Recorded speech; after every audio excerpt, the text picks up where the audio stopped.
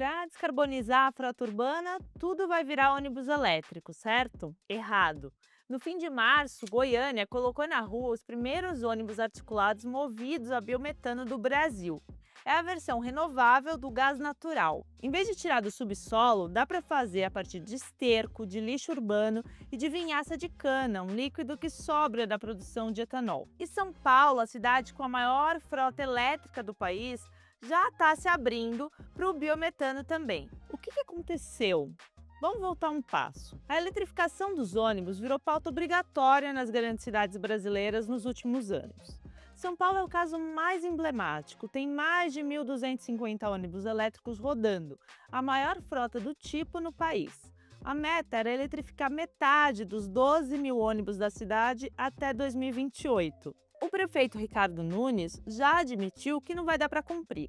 E os motivos são concretos. Um ônibus elétrico custa até 3 vezes mais do que um a diesel. A recarga demora e instalar carregadores nas garagens depende de reforço na rede elétrica, coisa que a Enel, concessionária de energia da capital, não tem conseguido entregar no prazo. Então, não é que o elétrico fracassou, é que ele encontrou o Brasil real, infraestrutura lenta, crédito escasso e operadores sem caixa. A tentação aqui é transformar isso numa briga, biometano contra elétrico. Quem que ganha? Mas a conversa dentro do setor é outra. O que se consolidou é um entendimento mais pragmático. A descarbonização não precisa passar por uma só tecnologia. Biometano, elétrico, híbrido com etanol, cada um se encaixa melhor em uma região, em um tipo de operação e em uma realidade financeira. Como resumiu o Alexandre Cervelin, gerente comercial da Marco Polo, não há uma tecnologia que vai dominar. Há soluções que se encaixam melhor para cada região. Tá, mas na prática, o que pesa nessa conta? Vamos aos fatos. No custo de aquisição, um ônibus a biometano é 1,5 vezes mais caro do que um ônibus a diesel. Um elétrico, igual a gente falou, pode chegar a 3 vezes. Isso por si só já muda a conversa para operadores que não conseguem crédito no sistema financeiro tradicional. E muitos não conseguem mesmo, segundo o Edmundo Pinheiro, CEO do Grupo HPE e presidente da NTU, que é a associação que reúne as empresas de transporte urbano. Queda de demanda na pandemia, reajustes represados, caixa apertado. Esse é o cenário. E a infraestrutura, abastecer com biometano exige tanques de gás comprimido na garagem. Já o elétrico demanda adequação de rede em alta tensão, com upgrades em subestações. Falei com Alex Nutt, que é o diretor comercial da Scania no Brasil, e ele me explicou que o gás ganha escala mais rápido, justamente porque não depende dessas mudanças pesadas na rede elétrica. No dia a dia da operação, o tempo de abastecimento também conta. Um ônibus a diesel leva 10 a 15 minutos. Um a biometano, uns 15. Já o elétrico precisa de algo em torno de 4 horas para recarregar. E tem a questão da autonomia. Em Goiânia, os ônibus a biometano carregam 7 cilindros de fibra de carbono no teto, 70% mais leve que os de aço, e tem autonomia superior a 400 quilômetros, mais do que suficiente para jornadas diárias que ficam entre 250 e 300 quilômetros. Já os elétricos, segundo executivos do setor, têm autonomia confiável de até 200 quilômetros, no limite 250. Mesmo assim, o elétrico não sai da mesa. A operação dele é mais barata no dia a dia. Em São Paulo, um ônibus a bateria gasta mais ou menos R$ 5.000 por mês em energia. O a diesel consome R$ 25.000 por mês. Por outro lado, as baterias têm ficado mais baratas com o passar dos anos. Conforme os custos delas sigam caindo e a rede de recarga vá amadurecendo, a tecnologia tende a ganhar terreno. A questão é o tempo que isso leva. Goiânia é um caso interessante justamente porque é improvável. O estado de Goiás não tem 1 quilômetro de gasoduto, nenhum, mas tem 30 grandes usinas de etanol e açúcar, além de uma produção expressiva de bovinos e suínos. Ou seja, a matéria-prima está ali, vinhaça, dejetos e resíduos. É o que o setor chama, com algum humor, de pré-sal caipira. Os 8 primeiros ônibus já entraram em operação, atendendo mais de 2,5 milhões de passageiros por mês.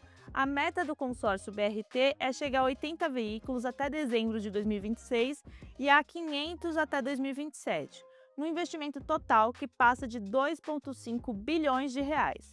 entre frota, infraestrutura e tecnologia. Para garantir o combustível, o consórcio fechou parceria com a Geogreen Biogás para construir a primeira usina de biometano do estado em Guapó, com um aporte de 150 milhões de reais.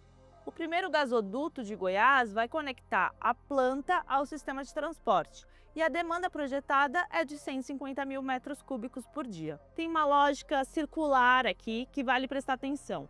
O ônibus é a âncora que viabiliza a usina. Foi o que me explicou o Laércio Ávila, diretor executivo do consórcio BRT de Goiânia. Sem a garantia de demanda da frota, o investimento na planta de biometano não se pagaria.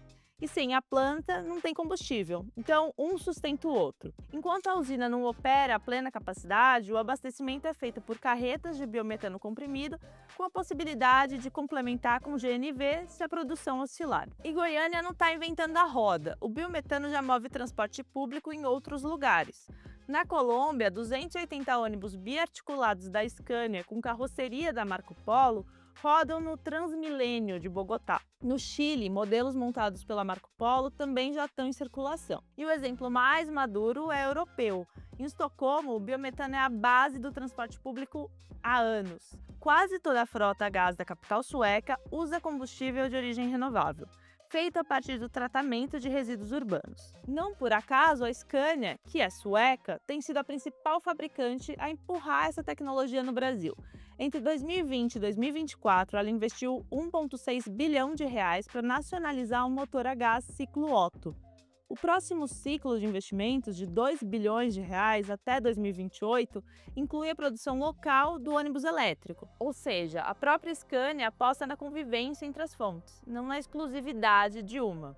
Mas nem tudo é vantagem. A manutenção do motor a gás custa entre 10% e 15% mais do que um motor a diesel. E os cilindros de fibra de carbono, peça central da autonomia desse ônibus, são importados. É um gargalo real de custo e escala. E um risco cambial permanente num país em que o dólar tem o hábito de surpreender. Tem também a questão regulatória. São Paulo acaba de abrir o caminho para o biometano com o programa BioSP, mas o edital para contratar fornecedores ainda está sendo formatado. Outras capitais, como Rio de Janeiro, Curitiba e também outras cidades, como Ribeirão Preto, estudam o modelo, mas negociações com a administração pública levam tempo. E no fundo de tudo isso, está um setor de transporte urbano que acumula mais de uma década de queda de demanda de passageiros em muitas cidades, com frotas envelhecidas e operadores sem acesso a capital. Trocar o combustível é importante, mas não resolve o problema estrutural. O biometano não é a solução definitiva. O elétrico tampouco saiu do jogo. Mas para cidades sem infraestrutura elétrica pronta e operadores sem caixa, o biometano oferece algo que o elétrico ainda não consegue: velocidade de implantação. A descarbonização do transporte público brasileiro não vai ser uma história de um vencedor só. Vai ser uma história de escolhas, feita cidade por cidade, rota por rota, garagem por garagem.